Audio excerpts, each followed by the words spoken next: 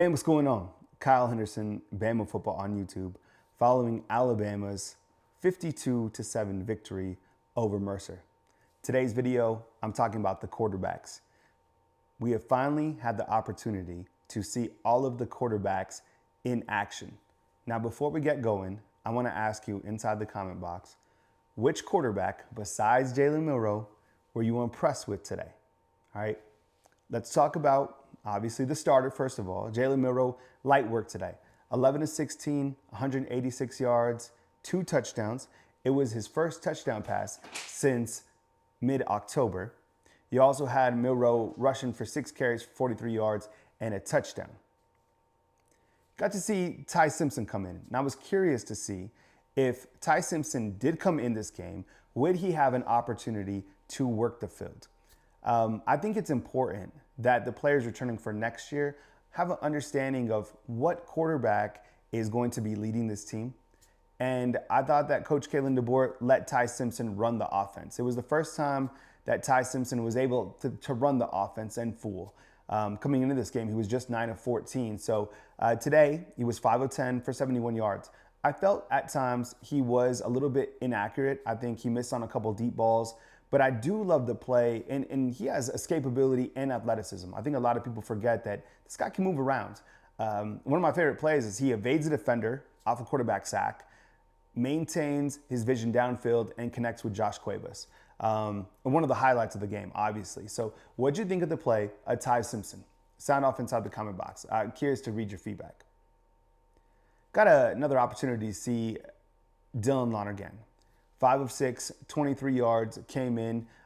Small opportunities, but another quarterback that we got to see come in the game. And then you had Austin Mack. This was the first time Austin Mack has been able to play this season for the Alabama Crimson Tide. 6'6", 235 pounds. Someone told me one time that he was 6'8". I have no idea. I mean, big dude, clearly, right?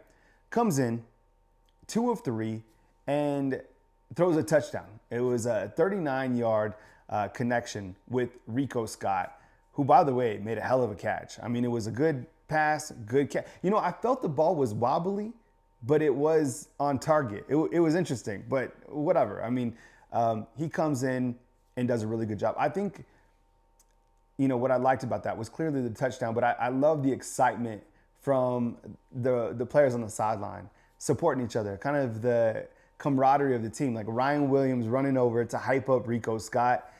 It was a good moment on TV.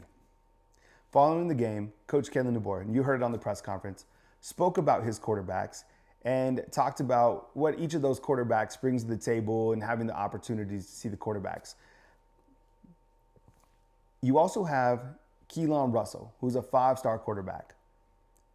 It's hard not to see his highlights and what he does at the highest level in Texas high school football and not think that he's going to come in here and create competition. Every position there's competition. We get that. I kind of feel like he's that talented of a quarterback to come in and really push any of these quarterbacks that are currently on the roster. I do feel, and this is in my opinion, that one of the quarterbacks will transfer following this season. And if you've caught any of my shows before, I feel Jalen Milroe is 100% going to the NFL. If you start to check your NFL mock drafts, you see that Milroe, first, second round guy, that's a whole nother video. But when I look to the quarterbacks returning, you have Ty. I don't think it's going to be him because he's the front runner to be the guy next year. I don't think it's going to be Austin Mack. He is a guy from Coach Kalen DeBoer, right? That system, West Coast. And you had Keelan Russell coming in. That's 3 quarterbacks. So I kind of feel like if I had to pick a quarterback today to hit the transfer portal for next season, it would probably be Dylan Lonergan. And look, a quarterback that has had success that was, you know, I guess on the lower end of the depth chart is Eli Holsting. He's had a really good year with Pittsburgh. So I would imagine that, you know, if one of these quarterbacks is to leave, it would be Dylan Lonergan. What do you think? Do you think all the quarterbacks stay, that the roster stays intact? Or do you think there's some shuffling within the transfer portal following this season? I'd appreciate some feedback there. I think from a quarterback perspective, Alabama's in a really good position. You look at the quarterbacks that are currently on the roster. I like what each of them bring to the table. I wouldn't say that Ty is an absolute lock to win the spot right now for next season. I know that's really far out. I think there's competition, and I think that's a good thing. It's going to be, I think, difficult to replace a quarterback like Jalen Milroe, and here's why. I think Jalen Milroe is honestly the best player. When he's on, he's the best player in college football, right? So replacing his skill set will be a challenge. With that said, there's so many guys on Alabama's football team that can carry the workload on offense. And when I look to Alabama's offense, like even in this particular game against Mercer, you know, Jalen Milroe, even playing against Mercer, still leads the team in rushing. For whatever reason, this system doesn't necessarily feed the running backs as much as I thought they would be fed. For example, Justice Haynes has 6 carries for 37 yards. Think about it. A player as talented as Justice Haynes, only 6 carries. A player as talented as Jam Miller, 8 carries. Actually, he had the most carries. 8 carries for 24 yards, right? Ryan Williams had 1 rush that went for 29 yards. Or maybe maybe it's this. Maybe Alabama can't run the football because of the offensive line. I don't know. That could be another video. But you had, as a team collectively, Alabama ran the football 42 times for 189 yards. So, look, I've said this, and I get it. It's Mercer, but I strongly feel that the keys to success going forward for Alabama football are going to be their success in running the football. And can they do that? And I think they can. I would love to see Richard Young get some more opportunities. My goodness, that guy's an absolute beast. All right, real quick, my final thoughts on Mercer. A game of domination. You wanted to see execution. They did that. But I want to talk about the defense, and particularly Jahad Campbell. Jahad Campbell is playing at such a high level. I talked about him in the preseason.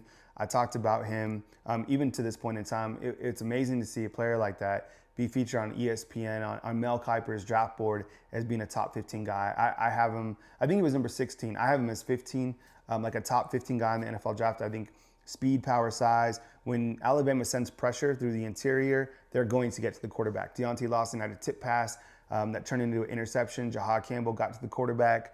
The guy has been playing, you know, the best play, probably outside of Rico Scott's touchdown, was the tip pass. No, actually it was a 3rd down where Jahad Campbell kind of ran and stuffed that guy and stopped him from picking up the first down. Thought it was a brilliant play. Same thing with Damani Jackson. This team forces turnovers. I think they're top 5 in the country in terms of forcing turnovers. Other than that, thought they played a really solid 4 quarters. There were some weird parts in this game where they had to review that touchdown. Like we thought Caden Proctor scored a touchdown, right? So a lot of things, a lot of kind of wasted time in this game. But you get through it, you stay healthy. That's the most important thing. Alabama now will turn the page to take on Oklahoma and Auburn. My final question for you inside the comment box. Which team presents a tougher matchup for Alabama in these next 2 games? Oklahoma or Auburn? Please sound off in the comment box. I appreciate you guys being here. Thank you for rocking with me always right here on Bama Football on YouTube. Have a great evening. I'm going to watch that Georgia and Tennessee game right now with you guys. Kyle Henderson, Bama Football on YouTube. Catch up with you soon right here on Bama Football on YouTube.